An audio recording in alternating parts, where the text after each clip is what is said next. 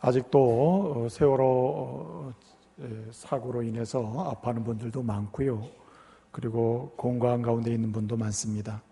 예수 그리스도를 믿고 구원받은 우리가 민족의 고난을 동참하고 참여하는 의미에서 기도로 또 위로하고 하나님의 역사하심을 통해서 회복과 새로운 기회가 오도록 간구하는 그러한 이 동참하는 그리스도인이 되어야 하겠습니다.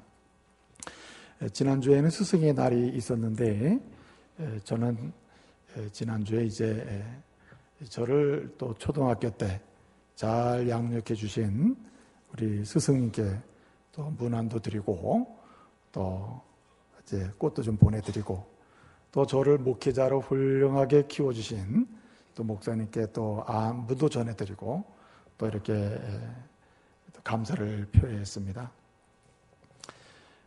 그러면서 제가 생각하기에 참 하나님은 한 사람의 인생 여정을 통해서 하나님의 이름을 드높이고 하나님께서 계획하신 대로 인생의 목적을 살아가도록 하시기 위해서 많은 분들을 만나게 하시는데 특별히 이렇게 또 스승을 만나게 하셔가지고 일하시는구나 하는 것을 또 생각하면서 감사를 드렸습니다.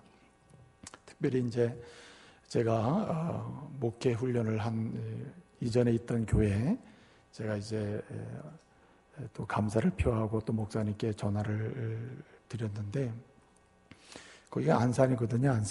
안산인데 제가 섬기던 교회에서는 그 세월호 참사 사고로 인해서 8명이 이제 이렇게 말하자면 구조가 안 된 상태에서 이제 아직도 이제 7명은 인양이 됐는데 아직도 1명은 이제 인양이 안 된 상태에 있어서 지난 한 달 동안 또 일반 성도님들도 하나님 나라 가신 분이 있을 거 아니겠어요?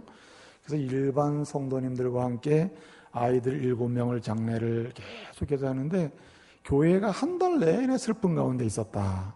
그리고 아직도 한 아이를 구조 못해서 우리가 애타게 기도하면서 지금 사역자들도 이제 그 진도를 오르락내리락 하면서 그렇게 위로를 하고 있다. 이런 얘기를 들었습니다. 그래서 또 제가 아는 또 집사님 자제분도 있고 또 그렇지 않은 분도 있습니다만은 어제 마음이 참 많이 아팠습니다. 제가 이제 감사로 이렇게 스승의 은혜에 감사해서 이렇게 꼭 화분을 하나 보내드리면서 참 존경하는 목사님 참 감사합니다. 이렇게 해가지고 하나 말하자면 화분을 보내드렸는데 사실은 그걸 어떻게 좀 자랑스럽게 내놓으셔야 되는데 내놓을 수도 없는 상황입니다. 왜냐하면 이게 상황이 그렇게 축하하고 축하를 받을 만한 상황이 아직도 아니다.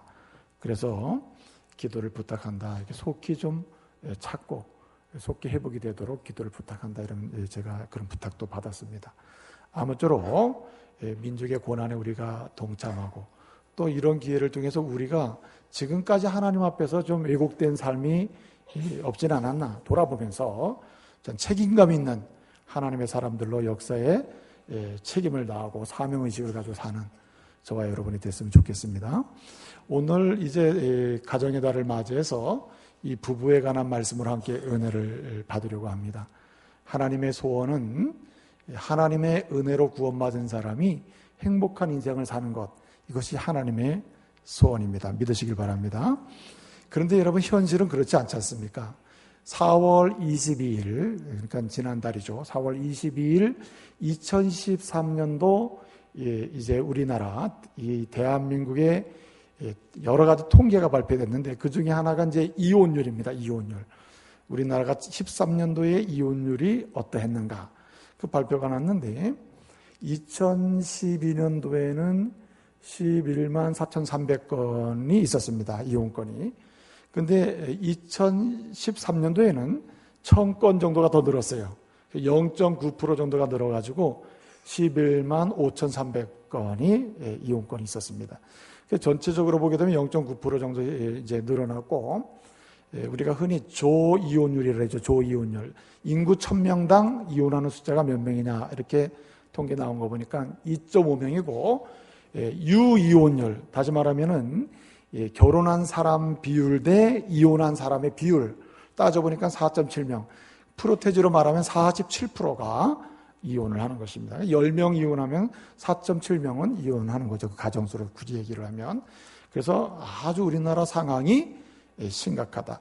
하나님은 복음의 은혜를 이 대한민국에 주셔서 정말 구원받은 하나님의 사람들이 가정을 이루고 행복한 하나님의 공동체를 이루며 살기를 소원하시는데, 현실적으로 이런 일이 왜곡되고 있고 뒤틀리고 있는 이런 현상을 보면서 우리는 슬퍼해야 하는 것입니다.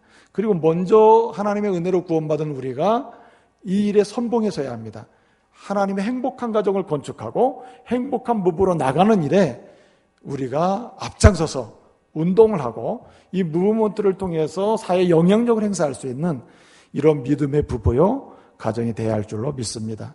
그래서 우리 가정들이 하나님의 소원대로 정말 행복한 가정이 되어야 하고 또 이루어져야 합니다. 여러분, 오늘 에베소서 말씀을 읽었는데, 에베소서는요 사도 바울이 에베소 교회에 보낸 편지 아닙니까? 특별히 디모데가 목회하고 있는 에베소 교회에 편지를 보낸 그 편지가 이제 에베소서인데, 이 에베소서의 핵심 메시지는 세 가지가 있습니다. 첫 번째 메시지는 뭐냐면은 성도의 구원은 놀라운 사건이라는 것입니다. 여러분, 우리가 성도 아닙니까? 우리가 하나님의 은혜로 구원받은 사건은요 그냥 어쩌다가 지나가다 막 생겨나는, 그냥 어쩌다 맘만 먹으면 되는 이런 일이 아닙니다. 한 사람 한 사람이 구원받아 오늘 하나님의 교회에 올라와 있는 이 놀라운 일은요 하나님의 신비한 사건이에요. 은혜의 사건이에요. 아주 놀라운 사건입니다. 그래서 성도의 구원, 우리 한 사람 한 사람의 구원은 신비하고 아주 놀라운 사건이다, 기적과 같은 사건이다 하는 이 놀라운 메시지를 에베소서는 주고 있습니다. 왜 그렇습니까? 에베소 교회 성도들이 당시에 말이죠 믿음 생활을 하는데 이 구원의 감격이었고, 구원이 얼마나 하나님의 놀라운 축복이며 선물인지를 감격적으로 체험하지 못하고 있는 것을 보면서 사도 바울은 말하는 것입니다. 여러분, 기억하세요. 정말 중요한 것은 여러분이 받은 구원은 기적이라는 것이고, 당신이 받은 구원의 사건은 신비하고 놀라운 사건이다. 이거 기억하라고 말씀하는 것입니다. 여러분, 왜 우리 개개인이 받은 구원이 신비한 사건이고 놀라운 하나의 미러클이 되는 것입니까? 그 이유가 무엇입니까? 성부 하나님이 만세전에 예정하셨고 섭리하시고 계획하셨을 뿐만 아니라 역사 속에서 성자 예수님을 통해서 십자가의 죽으심 사건을 통해서 이게 역사 속에 이루어지고, 심지어 오늘 주님이 정하신 때에 우리 한 사람 한 사람 마음속에 누가 역사하십니까? 성령의 인치심을 통해서, 성령의 보증하심을 통해서 우리가 예수 그리스도의 십자가 사역을 믿게 되고 구원받게 되니, 이것은 그냥 한순간에 일어난 사건이 아니라 만세전부터 오늘 이 시간에 이르기까지 섭리하시는 삼위일체 하나님의 섬세한 협력과 신비한 사건을 통해서 이 구원은 한 사람 한 사람에게 놀라운 선물로 주어지는 것입니다. 할렐루야. 그러므로 오늘 예배소서를 통해서 주시는 첫 번째 메시지는 무엇입니까? 구원은 기적이고, 구원은 신비한 사건이고, 구원은 삼위일체 하나님을 통해서 주시는 놀라운 은혜의 선물이라고 하는 사실을 에베소서는 말씀해 주는 것입니다. 두 번째 핵심적인 메시지는 무엇입니까? 이렇게 구원이 놀라운 사건인데, 이렇게 놀라운 신비한 구원을 받은 성도는 어떻게 해야 되느냐? 그리스도 안에서 행복해야 한다는 사실이 두 번째 메시지입니다. 여러분, 신비하게 하나님의 섭리 가운데 구원받은 사람이 불행하게 살면 되겠어요? 안 되죠. 그래서 에베소서에서는 예수 그리스도는 화평이시라. 무슨 말입니까? 예수 그리스도는 행복 그 자체이시라. 그러므로 그리스도로 인해서 구원받은 사람은 그리스도 안에서 어떻게 해야 한다? 행복해야 한다는 말입니다. 여러분, 구원받으신 믿음의 가족 여러분, 여러분의 개인적인 생애가 그리스도 안에서 행복하시기를 말씀으로 축복합니다. 이게 하나님의 소원입니다. 세 번째 메시지는 무엇입니까? 에베소서를 통해 주시는 세 번째 메시지는, 그런데 이러한 성도의 행복은 어디서 경험되는가? 관계 속에서 경험된다는 말입니다. 교회에서 경험되고, 가정에서 경험되고, 심지어는 일반적 사회 공동체에서 이 성도의 행복이 경험될 수밖에 없다는 말입니다. 그래서 여러분, 제일 먼저 구원받은 사람을 하나님이 불러내시는 곳이 어디입니까? 교회 아닙니까? 교회? 그리고 교회에서 신비한 구원을 경험한 하나님의 백성이 행복하도록 삶의 현장을 주시는 곳이 어디입니까? 바로 훈련받고 가정으로 가는 것입니다.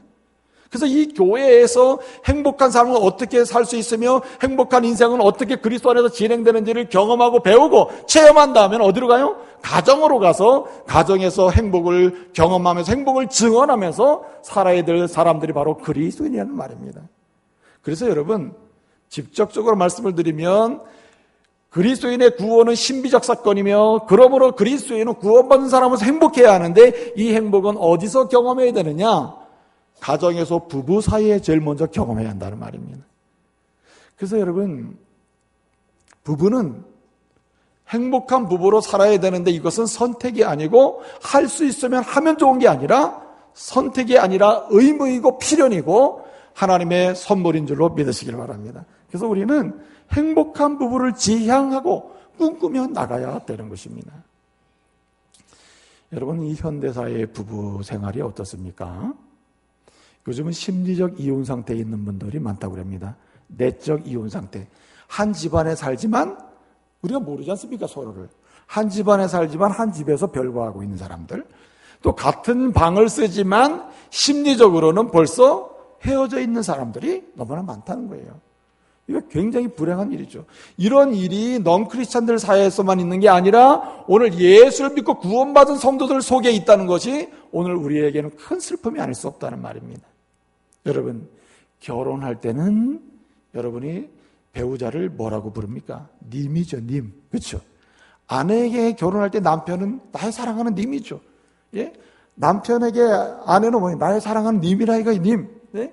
그런데 여러분, 결혼 생활을 하면서 믿음의 사람임에도 불구하고 서로에 대해서 사랑과 신뢰가 깨지면서 뭘로 바뀝니까? 예, 님에다가 점 하나 붙으면 뭐가 됩니까? 남이 되는 것이죠, 남이. 님에 점이 붙으면 남이 된다. 점 붙이는 거 쉬워요. 요즘에는 말이죠. 말로 점 붙이고 상처로 점 붙이고 시험으로 점 붙이고 사고로 점을 붙인다.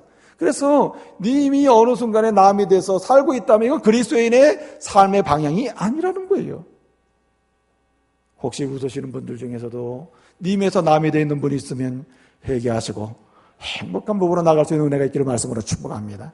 근데 여러분, 오늘 이 말씀을 통해서 주님은 하나님의 소원대로 행복한 부부로 나가야 되는데 님에서 남이 된 사람은 어떻게 되느냐? 다시 점을 하나 더 묻혀가지고 여러분 배우자를 여러분의 인생의 담으로 만들기를 말씀으로 축복합니다. 예? 그래서 점을 하나 붙이면 뭐가 담이 된다. 담. 그래서 진정한 사랑은 처음에는 님이지만 서로가 서로에게 늙으면 늙을수록 뭐가 됩니까? 진정한 사랑의 행복한 부부의 결실은 담이 돼주는 거죠. 남편은 아내의 울타리가 돼주고 아내는 남편의 울타리가 돼주고 남편은 아내의 울타리가 돼주고 이렇게 울타리가 되는 게 아름다운 삶의 궁극적인 모습으로 나타나게 된다 이 말이죠. 그러므로 여러분, 오늘 말씀을 통해서 우리 가슴에 명심해야 합니다. 무엇입니까? 하나님의 사람은 하나님이 주신 배우자와 함께 반드시 행복한 부부로 나가야 한다. 그러기 위해서는 여기에는 중요하게 우리가 해야 될 일이 있는데 그것을 함으로써 행복한 부부로 나갈 수 있는 그런 종들이 되시기를 소원합니다. 여러분, 오늘 말씀은 어떻게 행복한 부부가 될 수 있다고 말합니까? 여러분, 어떻게 하면 행복한 부부로 나갈 수 있다고 말합니까? 오늘 여기 말씀을 보게 되면 사도 바울은 에베소 교회 성도들에게 이야기합니다. 오늘 4장 21절을 보니까 그리스도를 경외함으로 피차 복종하라고 했습니다. 상호 복종이 관계 속에서 행복을 경험하는 길이다라고 말씀하고 오늘 33절 결론에서 이렇게 이야기합니다. 그러나 남편들은 어떻게 하라 했습니까? 남편들은 아내 사랑하기를 자기같이 하고 아내들도 남편을 뭐하라? 존경하라고 했습니다. 그래서 남편은 아내를 사랑하고 자기를 사랑하듯 사랑하고 아내는 남편을 뭐하라고요? 존경하면은 행복한 부부가 될 수 있다는 말입니다. 그래서 여러분, 정말 하나님께서 소원하시는 대로 행복한 부부로 나가기를 원하신다면은 남편들은 어떻게 해야 되느냐? 아내를 어떻게 해요? 사랑해야 합니다. 근데 여기 사랑은 에로스가 아니에요. 에로스 차원이 아니라 아가파워 또는 아가페 차원이라는 거예요. 여러분, 감정에 기초한 사랑은 에로스입니다. 에로스 차원의 사랑은 변해요. 내 기분 따라 마음 따라 사랑하고 싶어질 때도 있고 떠나고 싶어질 때도 있는 것이죠. 여러분, 우리가 결혼 생활하다 보면 얼마나 감정이 변합니까? 하루에도 수십 번씩 변하는 거 아니에요? 그래서 그 감정에 따라서 아내와 남편에 대해서 사랑하고자 한다면 우리는 제대로 사랑할 수가 없다 이 말이죠. 하나님이 기대하시는 행복한 부부의 자리로 나갈 수가 없다. 그렇기 때문에 오늘 말씀은 뭐라고 얘기합니까? 25절에서 보니까 남편들아 너희 아내 사랑하기를 어떻게 해요? 주님께서 교회를 사랑하신 것처럼 그렇게 사랑하라고 말합니다. 무슨 사랑? 에로스 차원에 의해서 그 감정에 따라 움직이면서 나 아내를 사랑하지 말고 어떻게 해요? 조건 없이 그리고 이유 없이 주님이 우리를 보충해 가시면서 사랑하시지 그렇게 아내를 어떻게 해요? 보충해 가며 채워주면서 사랑하라는 말입니다. 여러분 오늘 33절 보니까 뭐라 그랬습니까? 남편들은 아내 사랑하기를 뭐같이? 자기같이 하랬습니다. 여러분이 온몸 옷을 다 벗고 여러분의 거울을 보면서 여러분의 모습을 보면서 야 너는 어디가 잘생기고 어디가 멋있고 어디가 부족하고 이렇게 말한다 칩시다. 근데 여러분이 여러분의 몸을 보면서 뭐가 부족하고 뭐가 문제가 있다고 하면은 잘라버립니까? 어떻게 합니까? 여러분이 여러분의 모습을 보면서 뭐 이렇게 문제가 있다 그러면 잘라버려요? 없애버립니까? 아니죠. 문제가 있으면 어떻게 합니까? 문제가 해결되도록 채우죠. 예컨대 문제 정말 이거는 안 되겠다 싶으면 어떻게 해요? 최상의 방법이 뭡니까? 요즘에 쓰는 게 병원 가서도 고치는 거죠. 이렇게 뭐 해가지고 제일 아름답게 꾸미는 것이죠. 예? 요즘에 우리 교회 성도들도 보니까는 상당 부분은 바뀌었습니다. 많이 바뀐 게 있어요. 상당히 이렇게 바뀐 모습이 아주, 한 주가 지나면 바로 눈이 바뀌고, 한 주가 지나면 코가 바뀌고 말이에요. 근데 너무 감사한 것은 그나마 바뀌는 게 아름답게 바뀐다는 거예요. 그나마 다행이죠. 그런데 여러분, 우리가 우리 몸을 볼 때 문제가 있으면 채우고, 뜯어 고치고 해서 아름답게 하면서 내 몸을 사랑하는 것 아닙니까? 그렇죠? 마찬가지로 오늘 말씀 보니까 아내 사랑하기를 자기같이 하라는 말은 에로스 감정에 의해서 사랑하는 것이 아니라 아내를 볼 때 부족할 수도 있고 연약할 수도 있다. 우리 주님이 우리를 보면서 우린 죄인이요 부족해요. 문제가 많잖아요. 주님은 우리 죄를 용서해 가시면서 어떻게 해요? 사랑하시지 않습니까? 의를 채워가면서 주님의 은혜를 공급해 가시면서 사랑하시듯이 남편은 아내를 사랑할 때 어떻게 해요? 못난 것, 부족한 것, 문제 있는 것을 긁어서 지적하면서가 아니라 그분은 누가 채우면서? 내가 채우면서 사랑해야 한다는 말입니다. 그것이 오늘 에로스 차원이 아니라 감정에 의해서 움직이는 게 아니라 주님이 날 사랑하시는 그 기초 위에서 보충해 가면서 사랑하는 남편에 대한 사랑이라는 말입니다. 그런데 여러분 이게 쉬워요? 어려워요? 남자들 대답해 보세요. 어렵죠. 어려워요. 근데 여러분 최소한 이러한 사랑을 이렇게 보충해 가면서 채워가면서 저는 이제 생각해 봤어요. 말씀을 묵상하면서 생각한 게 뭐냐면은 아내가 아름답지 못한 건 전적으로 누구 책임이에요? 남편 책임이구나.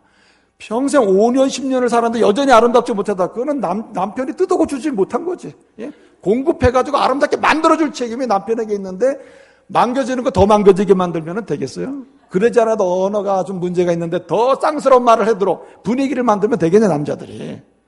부드러운 말을 하도록 만들어줘야지. 그렇지 않습니까? 이 남편 책임이라 남편 책임. 오늘 예배 끝마치면 남자들한테 욕먹게 생겼어요. 남편 책임이라니까요. 그런데 이 중요한 게 뭐냐면 이러한 사랑을 가능하게 하는 방법이 있는데 이게 힘들지만 이 사랑이 이렇게 보충하고 채워주면서 주님이 날 사랑하지 그렇게 아내를 사랑하는 방법에서 가장 소극적인 기초적인 방법, 우선적인 방법이 뭐냐면 죄를 멀리하는 것입니다. 남자가 세상에서는 아내와 관계 속에서 하나님이 싫어하는 일을 골라서 하는 순간에 아내를 향한 사랑이 약화됩니다. 아내를 용납하는 게 없어져요. 아내를 채우고자 하는 열망이 사라져요. 그래서 유진 피터슨이라고 하는 사람은 비유로 말하라고 하는 책에서 말하기를 사랑을 깨는 것은 여러 가지가 있다. 그러나 정말 사랑을 완전하게 깨트리는 것이 있다면 그건 죄다. 하나님이 싫어하시는 것을 할수록 아내를 향한 사랑도 깨지고 약화되고 그 마음이 이상하게 세상으로 빠져나간다는 거죠. 여러분, 죄는요, 관계를 깹니다. 죄는 하나님과의 관계를 깨고 하나님을 향한 사랑도 깨고 하나님의 사랑도 맛보지 못하게 만들어요. 죄는요, 사람과 사람 사이의 관계를 깨뜨리고 사랑을 깨뜨려요. 그렇기 때문에 아내와 아내를 향한 남편의 사랑을 깊게 만드는 방법 중에 가장 우선적인 방법이 뭐냐면 죄를 깨는 것입니다. 죄를 멀리해야 하는 것입니다. 그래서 여러분 최소한 남편은 아내에게 죄 지면 안 됩니다. 아내를 아프게 하거나 하나님이 하지 말라고 하는 일을 아내에게 해서는 안 돼요. 그래서 여러분 골로새서 3장 19절 보니까 뭐라고 말씀합니까? 사도 바울이 말합니다. 남편들아 아내를 괴롭게 하지 말라고 했어요. 괴롭게 하지 말아라. 괴롭게 하지 말라는 건 뭡니까? 죄를 지면 괴롭게 되죠, 아내가. 예? 남편이 아내가 원치 않는 일을, 죄를 지면은 아내가 괴로워지잖아요. 힘들어지잖아요. 그러지 말라는 것입니다. 최소한 아내가 싫어하는 것, 또 하나님이 아내를 향해서 하지 말라고 하는 것, 아내의 마음과 심령을, 영혼을 상처나게 하는 것, 하나님이 싫어하는 건 내가 하지 않겠다. 최소한 이런 출발을 갖고자 하는 마음이 있어야 된다 이거죠. 여러분, 아무리 아내한테 집에 와서 잘해준다 칩시다. 밖에서 온갖 하나님이 싫어하는 그런 일만 찾아서 하고 있다면 이건 본질적으로 사랑이 아닌 거죠. 사랑은 죄를 멀리하는 데서부터 사랑이 시작되는 거예요. 그러므로 여러분 우리는 아내에게 하지 말아야 될 일들, 아내의 마음과 영혼을 상처나게 하는 일들을 하지 말아야 되는 것이죠. 더 적극적으로는 뭐 해야 합니까? 더 적극적으로는 죄를 멀리할 뿐만 아니라 아내가 기뻐하는 일, 하나님이 아내를 향해서 남편이 해줘야 될 일들을 찾아서 하는 것입니다. 그럴 때 이것이 보충해주는 사랑이 될 수 있다. 채워주는 사랑이 될 수 있다는 거죠. 그래서 여러분 베드로전서 3장 7절에서 사도 베드로는요, 사실 여러분 성경을 보게 되면 행복한 부부가 여러 팀이 있는데 이 베드로 전후서를 보게 되면 베드로 부부가 진짜 행복한 부부였구나 이걸 알 수가 있습니다. 자기가 경험하고 자기가 한 일을 하나님의 감동으로 말씀에 비추어서 기록하고 있는 것입니다. 베드로는 어떻게 자기 아내를 사랑했는가? 베드로전서 3장 7절을 보니까 뭐라고 얘기합니까? 남편들아 너희는 지식을 따라 동거하고 아내와 동거하고 그 다음에 너의 아내를 더 연약한 그릇으로 알고 장차 생명의 유업을 하나님 나라 들어가는 그 축복을 함께 나눌 줄로 알고 뭐 여기라? 귀히 여기라고 얘기해요. 이건 어디 경험에서 온 거죠? 베드로가 자기 아내를 말씀대로 사랑한 경험에 비추어서 성령의 감동으로 그 말씀이 기록되는 것입니다. 그러니까 주님이 날 사랑하듯이 그렇게 아내의 연약함을 채워가면서 사랑하는 이 사랑의 적극적인 방법이 있다면 지식을 따라야 되고요. 두 번째는 동거해야 되고요. 셋째는 연약한 그릇임을 알고 귀히 여겨야 됩니다. 이게 무슨 뜻입니까? 한마디로 지식을 따라라는 말은 아내를 알면 알수록 사랑이 깊어진다는 말입니다. 그래서 아내에 대해서 계속해서 알아야 된다는 거죠. 여러분 제가 경험해 보니까 아직도 모르는 게 많아요. 그러니까 이건 평생 아내를 알아가야 됩니다. 아내 알기를 힘써야 돼요. 마치 줄을 알기를 힘쓰듯이 아내 알기를 힘써야 돼요. 뭘 좋아하나, 뭘 싫어하나, 어떤 비전이 있는가, 어떤 삶의 방향성을 가지고 있는가, 또 하나님 앞에서 무엇을 소원하고 있는가, 알면 알수록 아내가 함께 주님을 기뻐하면서 갈 수 있는 사랑을 할 수 있다는 말입니다. 그리고 또 뭐라 그랬습니까? 동거한다 그랬습니다. 동거한다는 말은 뭡니까? 알면 알수록 멀리 가는 게 아니라 알면 알수록 더욱더 함께 하는 것입니다. 동거는 함께 하는 거 아닙니까? 많이 알면서 알기를 힘쓰면서 많이 함께 하라. 이 한국의 남성들은 말이에요. 이 젊은 시절에 아내를 떼어놓고 다니는 걸 굉장히 좋아합니다. 할 수만 있으면 아내를 두고 어디 혼자 가는 거. 이게 굉장히 좋아해요. 근데 또 아내들은 같이 가고 싶어 하거든요. 그래서 평생에 이 한국의 남성들이 아내를 떼어놓고 다니다 보니까 늙어서 은퇴하지 않습니까? 그때는 바뀝니다, 상황이. 남자가 어디 누굴 쫓아다녀요? 아내 쫓아다니고 싶어 하는데 그때는 아내가 보복을 합니다. 예? 당신이 평생 나 떼어놓고 다녔는데 나중에 이제 혼자 자유. 그러면서 떼어놓고 다니는데 그때는 남자가 눈물을 흘리며 집 보는 것이죠. 이게 얼마나 불행합니까, 여러분? 그렇기 때문에 남자들은 주님이 날 사랑하지 아내를 사랑하기 어떻게 되냐면 아내에게 아내를 알기를 힘쓰고 아내 자꾸만 물어야 됩니다. 알기를 힘쓰고 어떻게 해요? 함께 해야 합니다. 더 많이 함께 해야 된다. 그때 뭐라 했습니까? 베드로 사도는 자신의 경험을 통해서 아내는 살아보니까 연약한 그릇이더라. 그렇게 귀히 여겨야 된다. 무슨 말입니까? 계속 도와줘야 한다는 말입니다. 여러분, 아내는요 하는 일이 다 힘들어요. 밥을 내는 것도 힘들고 설거지 힘들고 다 힘들어. 그러니까 어떻게 해야 합니까? 알면서 함께하면서 뭐예요? 도와줘야 되는 거예요. 이것이 주님이 날 사랑하시듯이 그렇게 아내를 사랑하는 거. 여러분, 우리 주님이 어떤 분입니까? 우리 주님이 날 사랑하셔서 어떻게 하셨습니까? 이 땅에 오셨을 뿐만 아니라 나에 대해서 너무나 잘 아시고 나와 함께 하시면서 어떻게 합니까? 우리가 넘어지면 일으켜 주시고 갈 바를 알지 못하면 갈 길을 알려주시고 도와주시잖아요. 주님이 날 그렇게 사랑하시듯이 우리가 남편이 아내를 그렇게 사랑해야 할 줄로 믿습니다. 남자들 아멘. 아이고 난 아내네. 사람 그렇게 해야 된다 이거죠. 예? 근데 이제 중요한 게 뭐냐면은 더 많이 알고 지식을 따라서 동거하고 함께 하면서 그 다음에 연약한 그릇 도와주면서 이렇게 사랑하는 게 정말 아내를 사랑하는 길인데 이것을 위해서 해야 될 일이 무엇입니까? 아내로부터 들어야 되는 것입니다. 얘기를 들어야 돼요. 여러분 창세기 12장을 보게 되면요 아브라함과 사라의 부부가 얼마나 행복합니까? 약간 문제가 있었죠. 그런데 여러분 아브라함이 보여주는 행태가 여러 가지 이중적이 있습니다만은 우리가 본받을 것도 있습니다. 그것이 뭐냐면 아브라함은 자기 아내 사라가요 이 세상에서 제일 이쁘다고 생각했습니다. 그러니까 행복한 남자가 되는 거죠. 여러분 제일 이쁜 여자를 만나서 남자가 행복해지는 게 아니라 성경적으로 보게 되면 여성을 하나님이 아내로 주시잖아요. 그러면 그 다음부터 하나님이 내게 주신 아내가 세상에서 제일 이쁘다라고 확신하고 믿고 그렇게 생각하면서 아내를 어떻게 해요? 사랑해야 한다는 말입니다. 여러분 사람이 이쁘면 그 사람 얘기를 자꾸만 듣고 싶죠. 제가요 밤이 새도록 시간 가는 줄 모르고 지난 때가 딱 한 번 있었어요. 연애할 때. 제 아내가 저를 보고 햇님이라고 불렀어요. 저는 아내를 달님이라고 불렀어요. 햇님과 달님이 밤에 만나가지고 막 계속 밤새도록 얘기하는데 무슨 24시간이 이렇게 짧은지 몰라. 사랑하니까 막 듣는데 막 들어도 끝이 없는 것입니다. 예? 지금도 이래야 되는데 이게 듣는 게 굉장히 중요하거든. 듣는 게. 예? 그러므로 여러분 남성 여러분 사랑하는 아내를 정말 이렇게 알아가면서 함께하면서 도와주면서 정말 주님처럼 사랑하는 가운데 행복한 부부로 나가기를 원하신다면 아내의 이야기를 듣는 훈련을 하시길 바랍니다.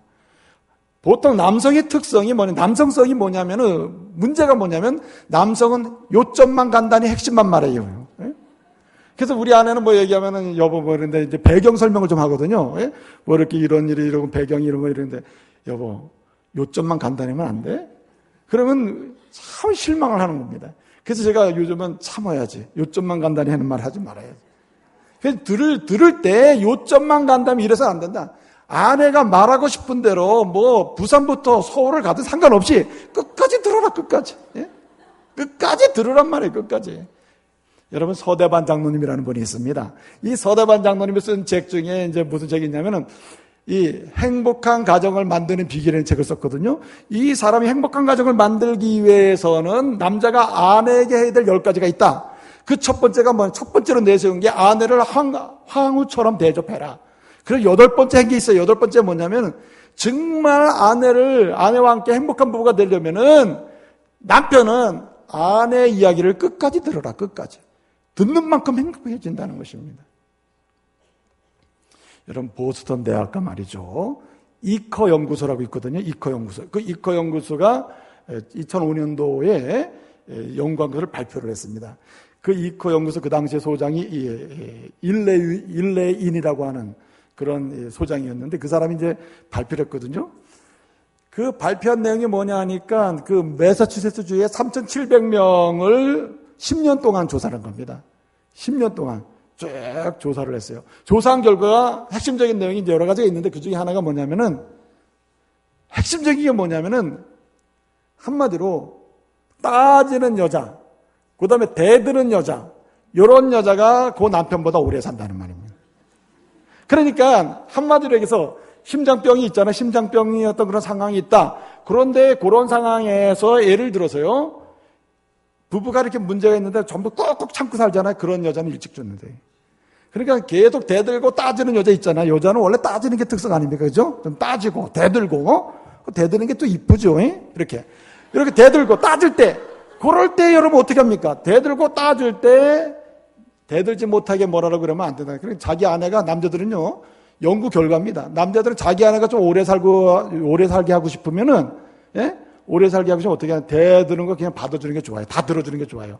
야바마, 이거는 그래. 들어주는 게 좋다고.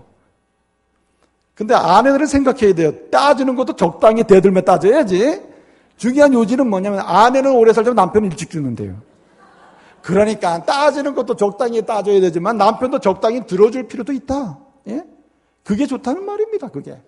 아무쪼록 여러분 정말 주님이 날 사랑하지 그렇게 사랑하셔야 되는데 어떻게 하느냐? 여러분 베드로가 자신의 경험을 기준으로 해서 성령의 감동으로 하신 말씀대로 어떻게 해요? 알아가면서 함께하면서 어떻게 해요? 도와주면서 그렇게 사랑해야 돼. 들음으로써 이 일을 진행할 수 있기를 말씀으로 축복합니다. 듣는 게 약입니다. 듣는 게 사랑의 결실을 맺게 하는 길이다 이거죠. 근데 여러분 오늘 여기 말씀을 보니까 오늘 바울은 이렇게 얘기합니다. 아내들은 어떻게 되느냐? 아내는 남편을 뭐예요? 존경하라고 했습니다. 여기 존경한다는 말은 포베타이라고 하는 헬라어인데 이 말은 뭐냐면 한마디로 남편의 권위를 인정하라는 것입니다. 남편의 권위. 이 남편의 권위를 인정한다는 말은 남편 나올 때, 남편 노릇 잘할 때, 남편의 역량이 있을 때, 남편이 뭔가 구비를 했을 때가 아니라 구비가 됐든 안 됐든 남편 노릇을 할 만하든 할 만하지 못하든 상관없이 하나님이 당신의 남편으로 권위로 남편을 당신에게 주셨을 때 그 권위만큼 뭐하라? 인정하라는 말입니다. 이게 고상한 말이에요. 존경하라는 말은. 그런데 이 말씀을 33절에서는 존경하라고 했지만은 22절하고 24절에서 뭐라 그랬어요? 내 아내들이여 내 남편에게 뭐하라? 교회가 주께 복종하듯이 내 남편에게 복종하라고 했습니다.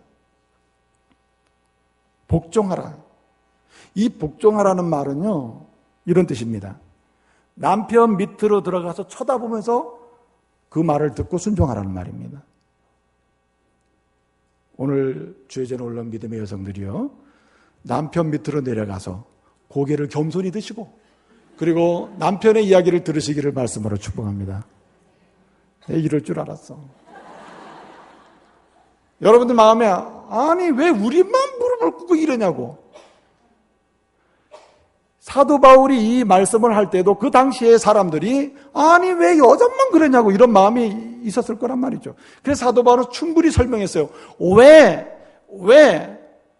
포베타이 왜 밑에서 이렇게 바라보면서 남편을 존경하고 존중해야 되느냐, 권위를 인정해야 되느냐, 그 이유를 설명했습니다.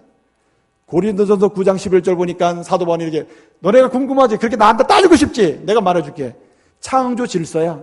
하나님이 사람을 만드실 때 창세기 1장에서 아담을 먼저 만드시고 사명을 주셨어. 창세기 2장 가서 독차는 거지 좋지 못하니 돈만 배필로 아내를 어떻게 해요? 만들어 주셨어요. 그러니까 창조 질서에 따라 1차적 가정의 권위를 남편에게 주셨으니 너는 남편의 권위를 뭐하라? 인정하라는 말입니다.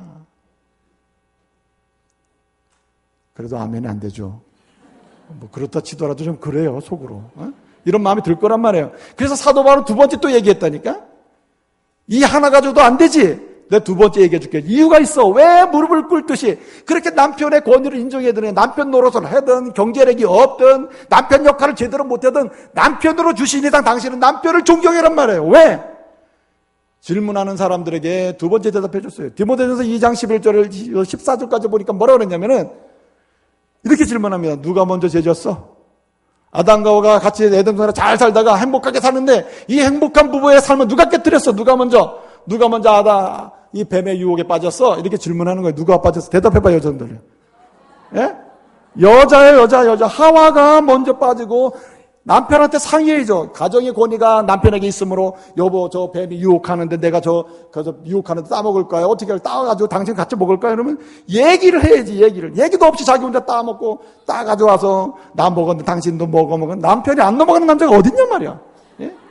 자기 따먹고 따가져와서 먹으라는데 나부터라도 먹지 어떻게 안 먹냔 말이야. 안 그래요? 여자가 다 이렇게 하는데.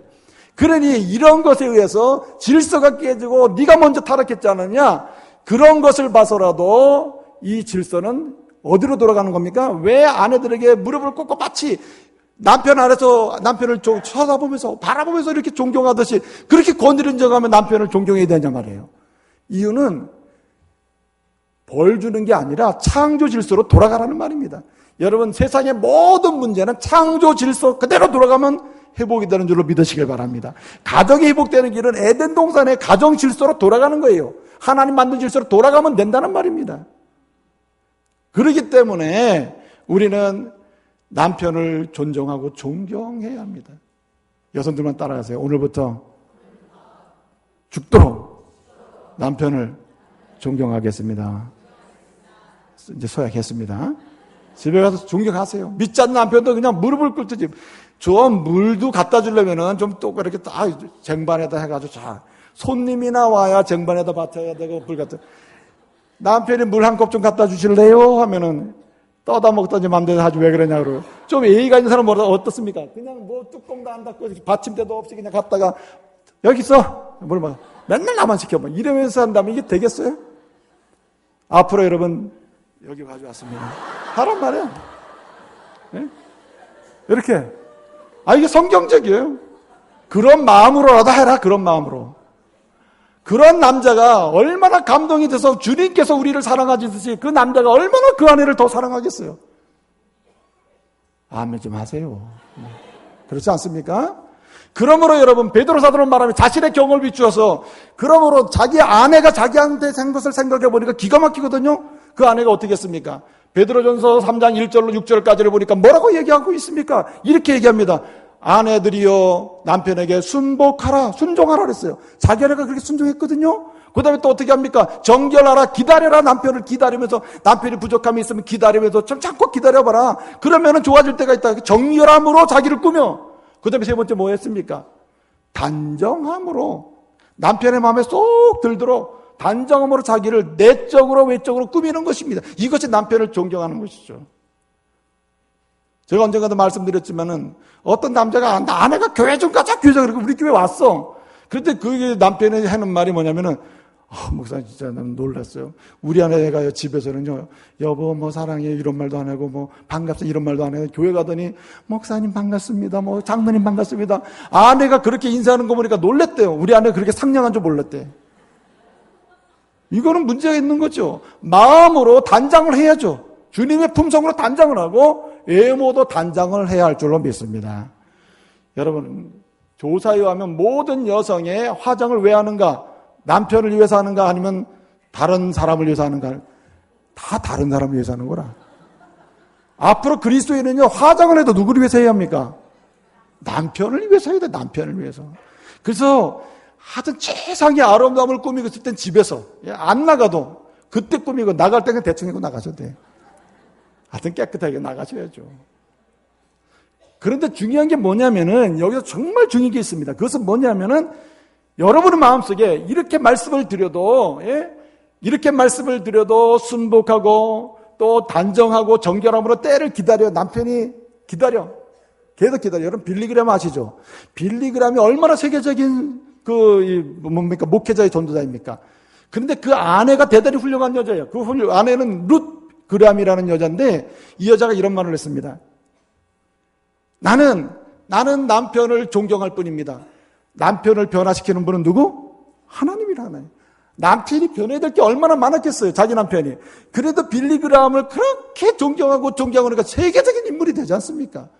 아내가 끌어내리면 그런 전도자가 되겠어요? 그렇게 얘기합니다. 나는 남편에게 할 일이 존경하는 길밖에 없다. 사랑하는 길밖에 없다. 존중해주는 길밖에 없다. 그러나 저 사람을 고쳐서 쓰시는 분은 누구? 하나님이라. 그러면서 했단 말이에요. 그러면서. 그러니까 뭘 말씀드리느냐. 마음에 내키지 않을 거예요. 지금 여러분들이 아내들의 이렇게 남편을 존경하세요. 지금 내가 이렇게 말씀을 드려도 마음에 안 내키는 걸 어떻게 하냐 말이에요. 근데 여러분 안 내키는 이유가 뭡니까? 문제가 있기 때문에 남자들이 잘못한 게 많고 문제가 많고 부족함이 많잖아요. 그런 남편을 내가 어떻게 존경해? 이런 마음이 든다면 이게 사단이 주는 마음이지만 드는 게 사실이라 이 말이죠. 어떻게 해야 됩니까 여러분? 그래서 끊임없이 우리는 용서함으로 용납함으로 존경해야 할 줄로 믿습니다. 스미드지라고 하는 사람이 용서의 미학이라고 하는 책을 썼는데 그 책에서 그런 말을 했습니다. 용서가 잊혀지지 않는 잘못을 지울 수는 없다. 그러나 잊혀지지 않는 잘못까지도 용서하면 하나님이 우리에게 뭘 주시느냐? 새로운 각오를 바꿔서 새로운 소망으로 나가게 하신다. 할렐루야. 새로운 길을 열어주신다는 말입니다. 그러니 얼마나 놀랍냐 말이죠. 예? 용서는 이러한 능력이 있다는 말입니다. 여러분, 슈필링 네커라고 하는 사람이 있습니다. 이 사람은 심층심리학적 교육학자인데요. 이 사람이 무슨 책을 썼냐면은 행복한 부부로 사는 방법 49가지라는 책을 썼어요. 근데 그 책에서 이 사람이 하는 말이 뭐냐면 행복한 부부로 살려면 핵심 코드는 사랑이다. 근데 그 핵심 코드에서 중요한 부분이 뭐냐면 있는 대로 뭐하라? 받아들이는 것이다. 있는 대로 받아들이는 것. 뭐하는 건 용납하라는 말이죠. 사실 그리스도의 가르침 아닙니까? 교회가 주님을 섬길 때, 교회가 주님을 사랑할 때 우리가 이해하지 못해서 그렇지 사실은 많은 것이 있거든요. 우리가 아내들이 여러분 남편을 몰라서 그렇지 아내를 향한 뜨거운 사랑이 있다 이거죠. 숨겨진 부분이 많이 있는데 이것을 기대하면서 부족한 것은 용납하면서 가라는 말입니다. 이제 말씀을 마치겠습니다. 고햄이라고 하는 사람이 현명한 부부의 배려라고 하는 책을 썼습니다. 그 책을 보니까 이렇게 얘기했습니다. 행복한 부부가 되는 길은 두 가지 레일이 필요하다. 첫째는 사랑과 하나님 존경. 이게 성경의 말씀이죠. 그래서 사랑과 존경이라고 하는 레일이 부부 사이에 계속 굴러간다면 반드시 하나님에서 온전한 행복한 부부가 된다. 이 일을 위해서 이 사랑을, 존경을 세 가지로 표현해야 한다고 했습니다. 첫째는 말로 표현하라. 말로. 계속 말로 사랑한다, 존경한다 말을 표현하라는 말입니다. 여러분 심리학에서 연구 결과에 의하면 남편들이 제일 듣고 싶어하는 말이 뭔지 아세요? 아시는 분에게는, 마치는 분에게는 아주 부드러운 커피 한 잔을 제가 드릴게요. 남편들이 제일 듣고 싶어하는 말 뭐겠어요? 예? 남편들이 제일 듣고 싶어하는 말이 뭐냐면 수고했어요, 고마워요, 수고했어요, 애썼어요, 오늘 하루도 애썼어요, 한 달 동안 애썼어요, 1년 동안 애썼어요, 수고했어요. 요 말이래요, 요 말. 그럼 아내들이 제일 듣고 싶어하는 말이 뭐겠어요? 여성은 자나깨나 사랑한다는 말이라. 여보 사랑해, 여보 사랑해. 이 말이면 아주 최고로 여긴다, 최고로. 이게 심리학 연구 결과입니다. 사랑해요, 수고했어요. 근데 여러분 보세요. 이 말이 뭐냐면은 남자가 수고했어요라는 말은 자신의 하는 일에 대해서 인정하며 존경해 주는 것을 원하는 거고, 아내가 여보 사랑해요, 당신밖에 없어요라고 말하는 것은 무슨 얘기입니까? 이것은 남편이 아내에게 성경이 말하는 사랑의 근원을 통해서 나오는 해답이에요, 해답. 그러니까 이 두 가지를 잘 하면 되는 것이죠. 여러분 또 뭘로 해야 된다 그랬습니까? 여러분 행동으로 해야 됩니다. 행동으로. 그 다음에 뭘로 해야 됩니까? 요즘은요 글로도 많이 합니다. 글로도. 아무쪼록 따라하세요. 있을 때 잘하자. 있을 때 여러분 사랑하시고 있을 때 존경하시길 바랍니다. 여러분 나이가 얼마나 되시는지 모르지만은 70평생이 80이에요. 사람이 살면은 70을 사고 강건한 80을 사는데 계산해보니까 난 70 계산해보니까 얼마 안 남았더라고. 80하면 조금 더 남았죠. 근데 여러분 중요한 건 70도 80도 누구도 보장 못 받아. 더 빨리 부름을 받을 수도 있으니 주님 원하시는 대로 행복한 부부의 인생을 사시기를 소원합니다. 사랑하세요. 존경하시길 바랍니다. 뭐라고 있을 때? 하나님이 기회 주시는 시간은 딱 정해져 있습니다. 일정한 기회의 시간이 있어요. 기회를 놓치지 마시고 그 기회를 가지고 사랑하고 존경하는 가운데 정말 멋있는 행복한 부부로서의 인생을 살아가시기를 말씀으로 축복합니다. 오늘